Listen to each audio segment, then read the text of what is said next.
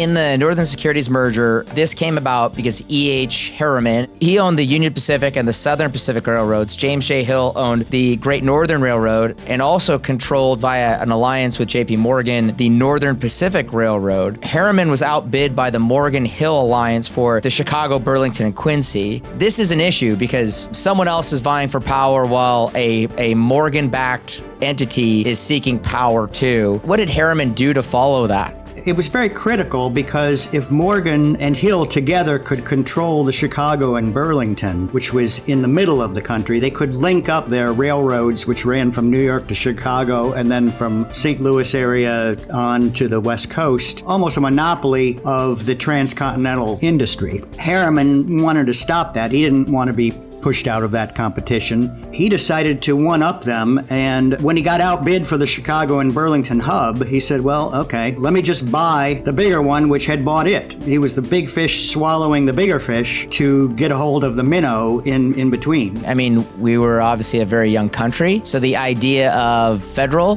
law against state law was a line you could draw, to some of the lawyers' points as you so see.